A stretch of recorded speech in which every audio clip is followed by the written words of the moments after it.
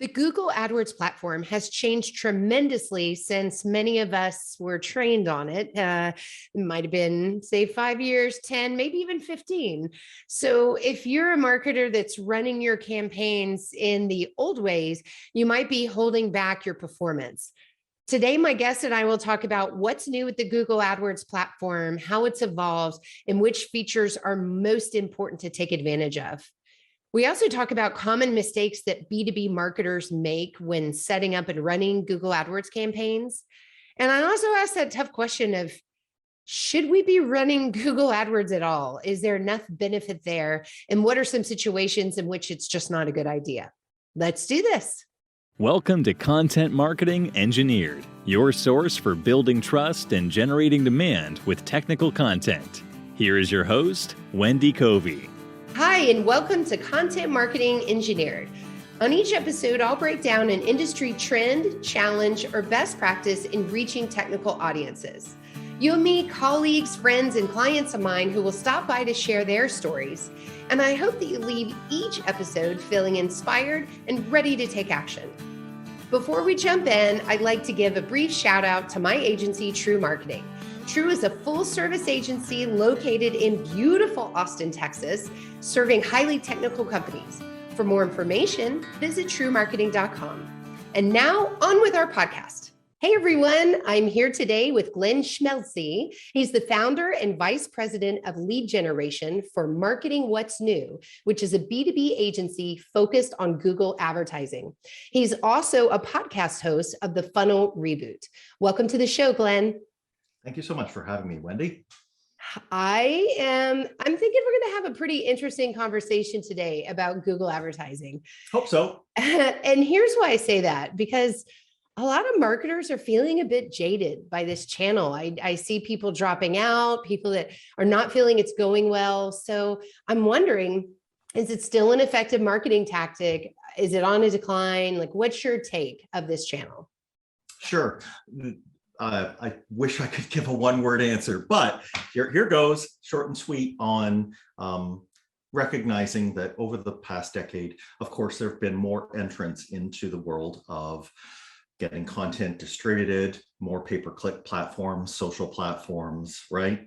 So Google's not the only game in town anymore on this paid media side, but it's still a very valuable channel, and it does something that still the other platforms can only, in a way, brush up against. And that is, they've got intent. They know when our audience is looking for something that relates to us.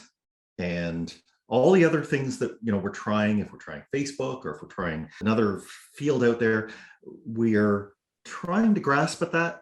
Maybe we're inferring it from the content of the page that it's on, if it's like a display ad, but you really can't match when somebody goes to Google or speaks to their phone and says, I'm looking for this.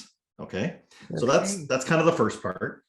The second part is that the relevancy of Google ads bound together and will be forever bound together with the content that someone has. So in the answer of, is it right for me, very much depends on what that company has done in terms of building their content so that it can be found. And let's remember that pay-per-click on Google is just the other side of the coin of Google organic, right? So if I want to appear on Google, I need to give it content. And if we think of it something like the amount of content that I have can be analogous to, let's say, the amount of fabric that I use if I were on a sailboat and I wanted to have sails and I wanted the wind to carry the boat.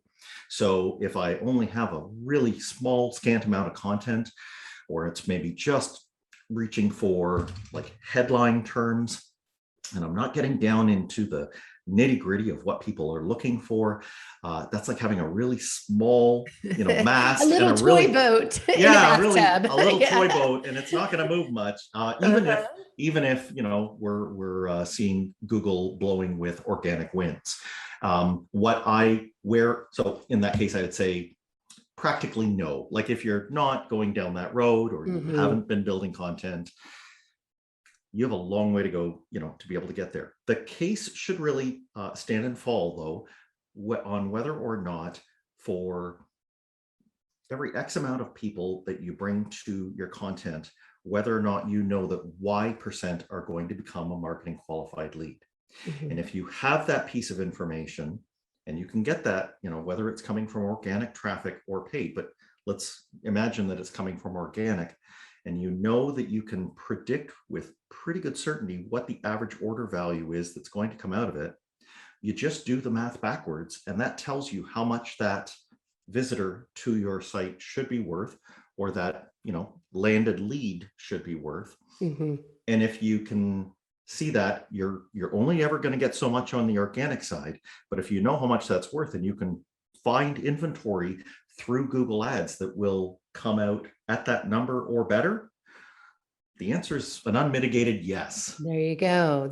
I like that mathematical way of looking at it. And it certainly provides a boost on top of organic. And so sometimes we tell companies, okay, organic takes time. It takes time for Google to come crawl your site, to get momentum. And so if you need leads yesterday, then now we need to look to supplement while we're getting that organic engine going. So for sure. Yeah. And you're pulling in the data to tell you whether or not that economics is actually going to work for your favor, or if you're just not in the ballpark. Sure. Okay.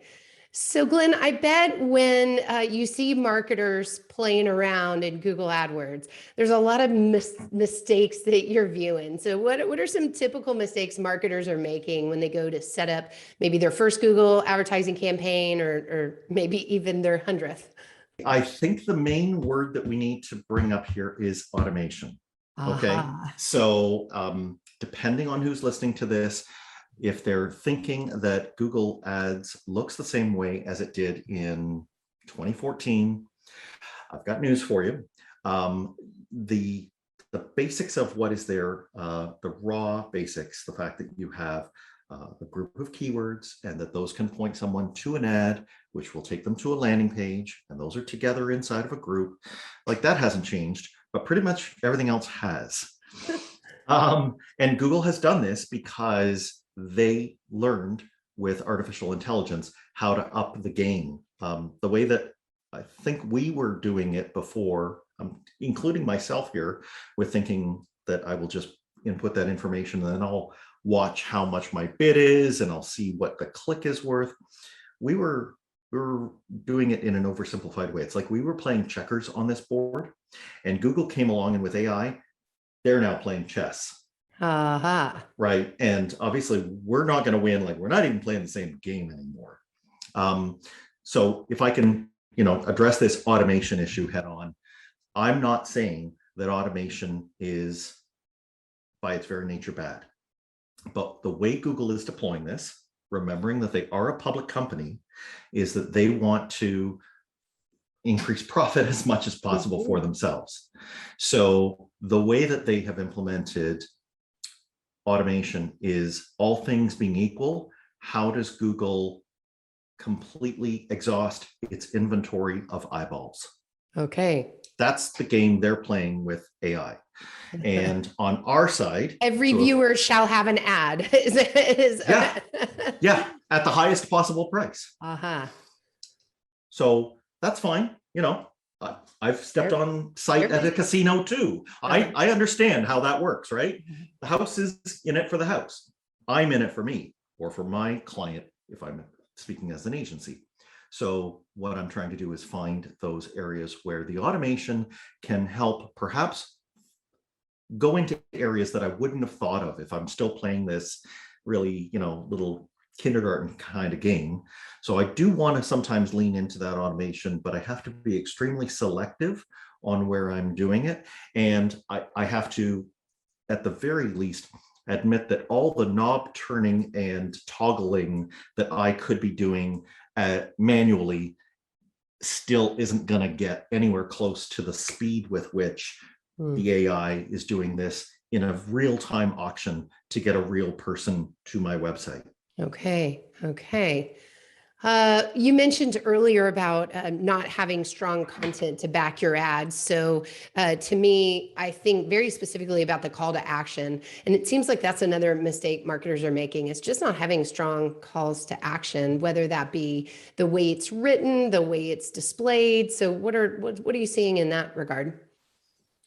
Let's think that every person that we're speaking to here is in a B2B situation, and that the B2B buyer is taking their time to make a purchase.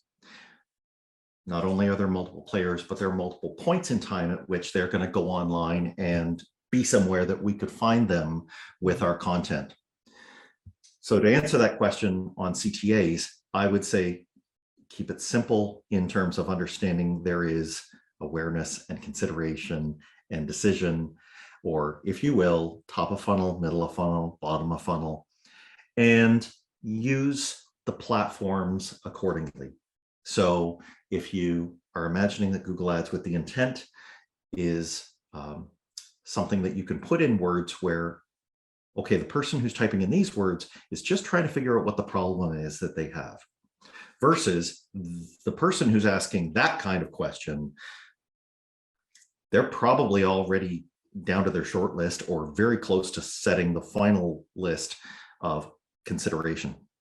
So my calls to action for those two steps should absolutely be different. I shouldn't be, for example, up at the people who are just thinking about whether they have a problem and hitting them over the head with a demo. Yeah, no kidding. Right?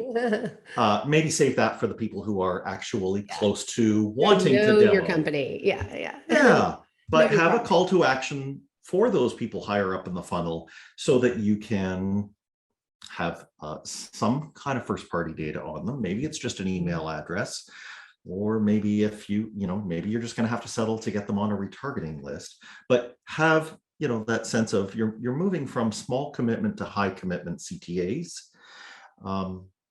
because that's the way that each one of us buys something. So, just work that process backwards.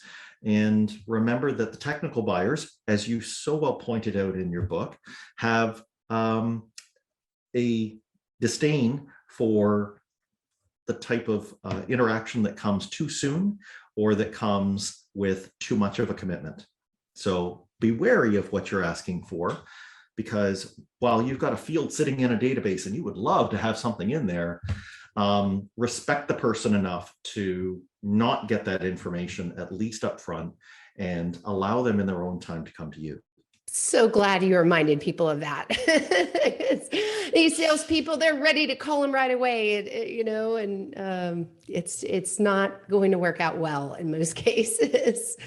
You mentioned retargeting, and Glenn, I don't know if you ran across this, but in it was our 2021 State of Marketing to Engineers research report, we did ask about retargeting, and we said, do you find this helpful or creepy, or do you have no opinion on this or whatever? And a full third of technical buyers find retargeting creepy. And that was pretty amusing. And I know there've been a lot of privacy changes, and so the landscape of retargeting is changing as well. Could you speak a little bit to that? Sure. So there have been both actors such as Apple, who have, obviously the ability to influence how a good swath of people browse the internet with Safari, as well as mobile devices like iPhones and iPads. So when Apple speaks, or when Apple does something, as they did with their iOS 14.5, they are inhibiting the ability of a third party to retarget you. And that should probably be something that I think the people listening to this talk should be happy for, because there are many among our profession who are less scrupulous, and who, if these measures aren't put in place, they'll ruin it for all of us. Mm-hmm. And I think that your technical audience, while a third of them say that they have a disdain for retargeting, what they really have a disdain for isn't just advertising. They have disdain for bad advertising, for things that are poorly targeted, for things that let's say they've already made the purchase decision, but the marketer was too lazy to put their piece of data on an exclusion list, right? This is the kind of thing that if we do it properly, there is something to be said for getting that information. But if I can kind of bring us back to that top of funnel, middle of funnel, bottom of funnel, just remember that retargeting isn't the only thing that you can, it's not the only lever you can pull. I've seen email marketing that very much resembles retargeting, but the way you brought them to it was, they first signed up for maybe a PDF, and then you want to let them know about related content that other people who've gone down the same path that they have found interesting, and they click through and they receive it. Nothing wrong there. I guess the other one that I would point out to would be more of this ABM type retargeting, where you're trying to find a way for a company that is about to make an enterprise level decision, and you're trying to reach them with information that would be helpful to them because they're in the throes of this very large decision, very risky decision. I've never heard people that receive retargeting like that to complain about it, because they're, at this moment, sweating and trying to figure out how they're going to be helped. So we're probably away from the all users list and the extend it for the max period of time. That's laziness. But I think that at least our numbers show that you can get to a marketing qualified lead, or get maybe even down to a sales qualified lead, and maybe shrink the time that you get there with these occasional offers that are put in front of people. Targeted. That and frequency capped too, I must mention, because you can't just hit them, when they're doing Sudoku on their lunch break, or on the fifth time of, seeing it in the same day. Right. So just it's like spice on food. It's a very powerful thing, but you got to use it in moderation. Oh, like spice on food. Okay. That's a good one. File that away. Good. Well, what are some other ways in which we should treat technical buyers differently when it comes to Google advertising? So let's again reel back, not just from our PPC mindset, but let's even talk about the content first. This stat is, to my knowledge, still valid, but it's been well known for a number of years that a full 1/5 of all the queries that Google receives on a daily basis have never been queried before. Wow. Okay. So brand new query. No one in the world has thought to type this in before. And so I'm glad you said type, because typing, we were I'm looking, so old school. Well, that's okay. We were looking, but it probably would have plateaued if we only stayed on Fair. type. However, now that voice is here, and now that all of us are habituated to just asking our phones a question, that's just shot it into a new level, because now Google's voice recognition, I heard they've now got the accuracy of that down to 4.9% of that's the error rate. So 95.1% of all queries that you speak to your device in, it gets it. So that's habituated us to ask our phones, because we know that most of the time it's going to grab what we said and give us an appropriate result. I'm just going to say, as a side note, when I dictate text messages, the accuracy level is nowhere near that, or it could be right. I don't know. I've sent some embarrassing texts. Oh man, Wendy. Well, I mean, people might detect my Canadian accent, or maybe they're detecting your Texas drawl. So maybe they got a little bit of work on the dialect front, maybe. But plain old English, they're up around 95%, they claim. Okay.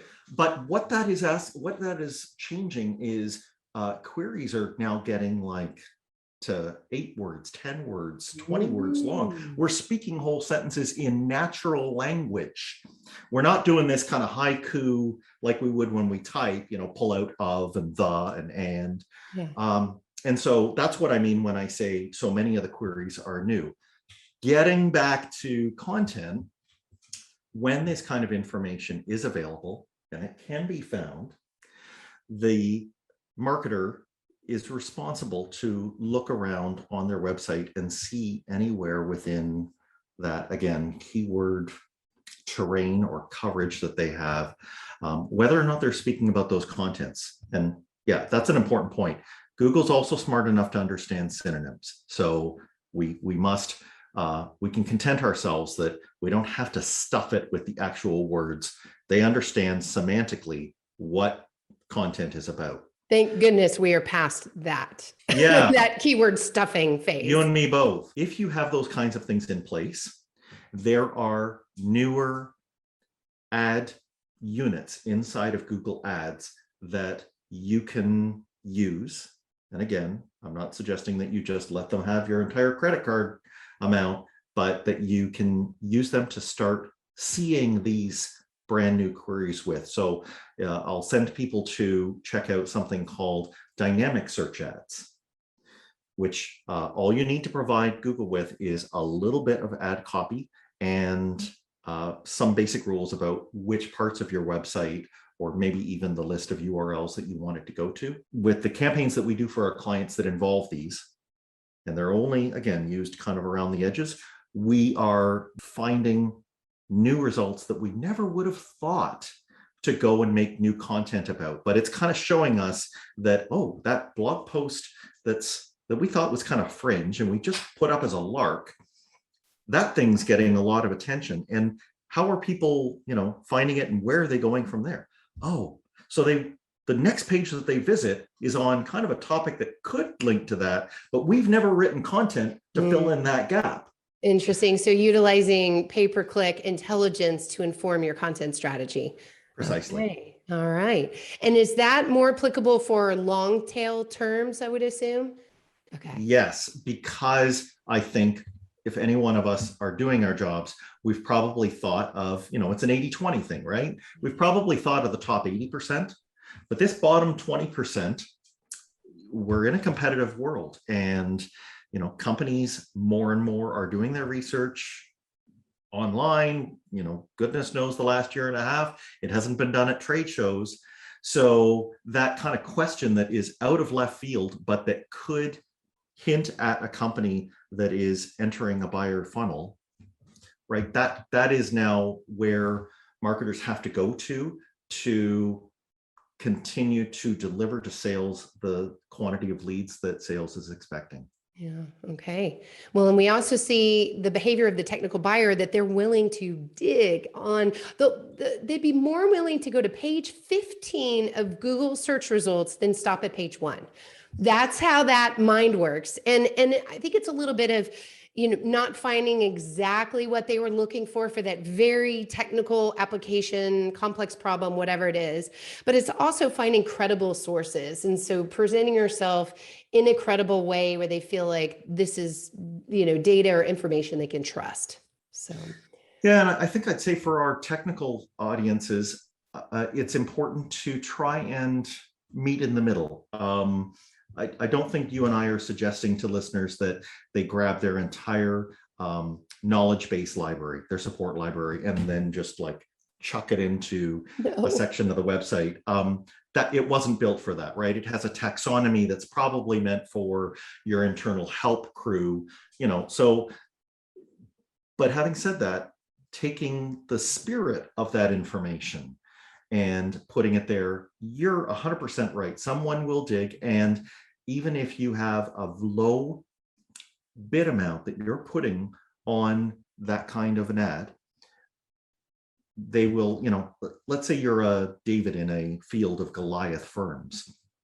A pay-per-click strategy can still make sense for you because it's going to raise that level of surety that you have, that work to find that person who's looking for that one specific thing, that they will find it. And you'll be able to get data to tell you, how well it's going. So I guess what I'm telling you is the worst case scenario is you pause it after a while, right? But you're going to find out no matter what.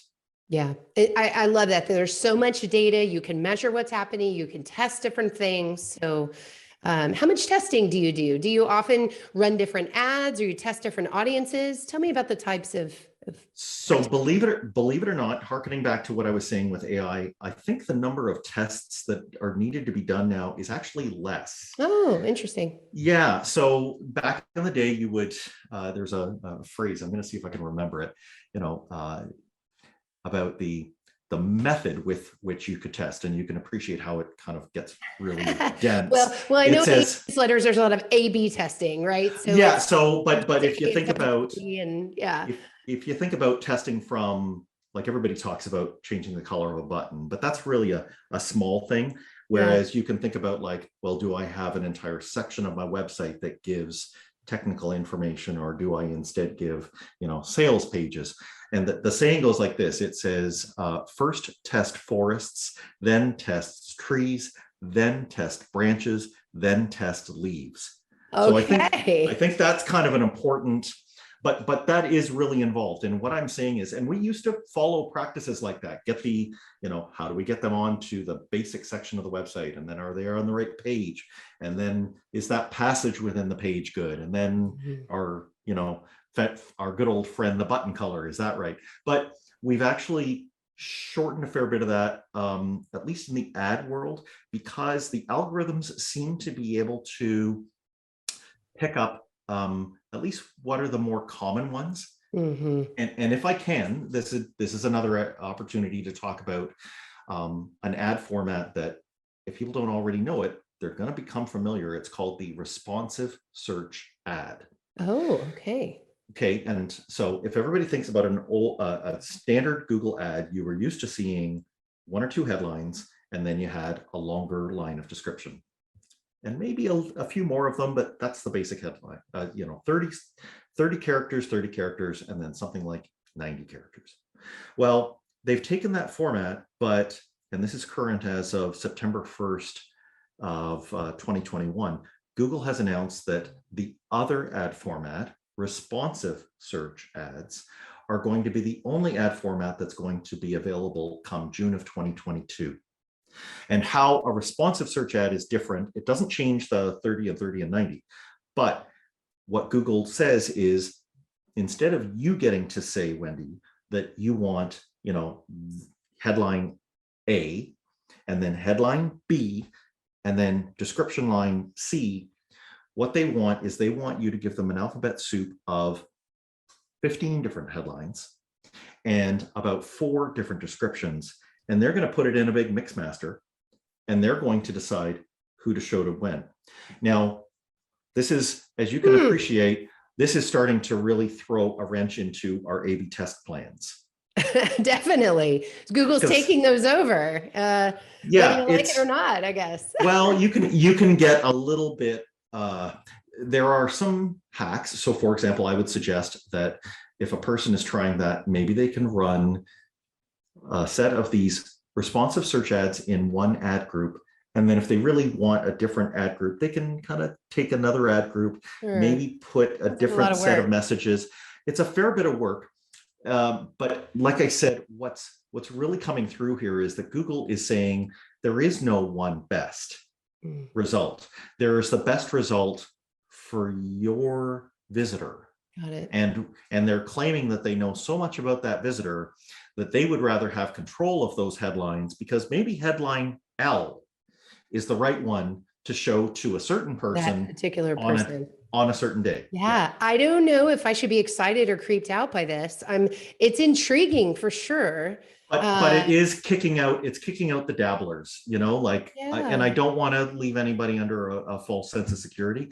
If you had thought, well, I did AdWords back in the day, maybe I can, fuck my way through this. It's gotten more difficult in a few ways, but then again, it's gotten a little bit easier in that you don't have to log in every day. But what you do have to start doing is thinking more about, how does an algorithm learn from what I'm trying to tell it, who I want to go after? So that's a completely different mindset than pay-per-click used to be. It's actually, I like it because it's more capital M marketing. It's like the stuff we went to school for. So if you're thinking strategically, you know your persona, you have strong copy, you come up with these variations, then Google is being a strategic partner to you and utilizing all of this data to show the right thing to the right person at the right place. I mean, it sounds fabulous. I think it'd be interesting to see because you have a lot of technical buyers that are ignoring Google Ads. As soon as they see, oh, it's an ad, like forget it. And I'm putting my blinders on, right? But if things become more and more relevant like this, then I think Google's onto something. People are more apt to click, and maybe this is a win-win. Well, I don't know. Let's remember that Google's been given a good run for their money by Facebook. And so I take the good from this. I think that advertising is better because Google did, in their own, multinational company behemoth, in their own way, they have upped their game, and that relevancy is being delivered more. And I wouldn't want anybody to listen to this and think, I looked at it a few years ago and the results were kind of funky. I don't think it's for us. It definitely could deliver that important portion of your traffic from the number one website on the internet that your content could be lying there waiting for. Okay. All right. Well, so if there's a marketer listening and they have some Google AdWords running, they're not sure if they're doing well, what are some just advice you have for them on troubleshooting or improving what they're doing today? Let's start with education. And there's a wonderful, group of people on the internet that share information about this stuff. So first off, I would say don't suffer in silence. If you're looking, I can't possibly address all the, check this and check that. Of course not. Yeah. But if you do have a question about a particular thing and you are really giving it an attempt on your own, then go on to Twitter, look for hashtags related to PPC, go on to common places inside of, any of your favorite social networks will have a pay-per-click group on it. Start asking questions.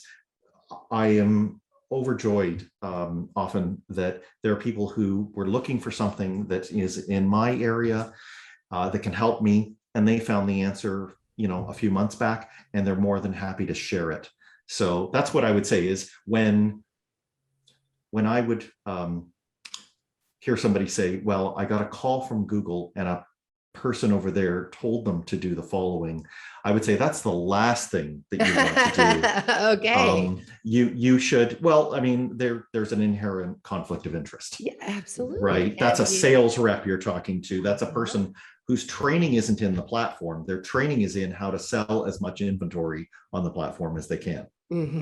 So maybe hear what they have to say, but temper it with what you can find out from others on Reddit or Twitter or Quora or LinkedIn or wherever you want to go with, people with whom you trust. Great. And would you recommend the certification classes or at least ongoing training on their site is pretty worthwhile? So their training does provide a good explanation for what's inside of the platform. I find sometimes that its job is to try and make sure that you look at all the new and shiny features. So instead, if I were going to send someone for a certification, and this is an important time to do it, it would be Google Analytics certification. Because if you think of Google Ads as being a source of information that drains into a basin, Google Analytics is that basin. And you want to be, of course, if you're a good marketer, on top of what's happening on your website. And we have Google Analytics 4, brand new platform. There's no better time to get certified on something because you're going to have to learn it anyway. It is not the same as the previous Google Analytics. So I would encourage somebody, if they're going to get any certification, to go get certified on GA4. Okay. All right. Well, last but not least, tell me a little bit about your agency and what you do for clients. Sure. So for companies who have business-to-business products and they can say fairly well what the order value or typical purchase price is, and can do that math that we talked about. If they're looking to get the cost of acquisition for the leads that they're bringing in to a level where it's net positive to the profit on that sale, we're an agency that handles lead generation campaigns on Google Ads and on other major platforms. All right, because I'm sure people are listening may think, I can't. It's too much for me. I need help. And then others say, I'm a one-person marketer and that's all my company will let me be, and I'm doing the best that I can. So there's only so many hours in the day. Exactly. So I really appreciate you sharing your knowledge. Great tips here. Very interesting to hear where the platform's moving next year, so we can all be prepared and start writing better calls to action to make our Google Ads, convert in a stronger way. So I appreciate the opportunity, Wendy, and I'm really glad that you do this through your podcasting. Of course, I've also got a podcast where we share information on more of this stuff. So I would encourage anybody to just keep listening and filling their heads with this information. It's what makes us all better. Remind us, what's the name of the podcast and where can you find it? Sure. Funnel Reboot, and it's available on Apple Podcasts and any other major platform. Okay. And if people want to connect with you, where's the best place to do that? Thank you. I'm available on LinkedIn, or if you wanted to find me on any of the major social channels, it's Hey Glenn S. And I'm more than happy to talk with you and just answer a question. Just if we need to get on the phone and unkink something that someone is having an issue with, I would be glad to talk. Great. Thank you so much for your time today, Glenn. Thank you, Wendy. Thanks for joining me today on Content Marketing Engineered. For show notes, including links to resources, visit TREWmarketing.com/podcast. While there, you can subscribe to our blog and our newsletter and order a copy of my book, Content Marketing Engineered. Also, I would love your reviews on this podcast. So please, when you get a chance, subscribe and leave me your review on your favorite podcast subscription platform. Thanks.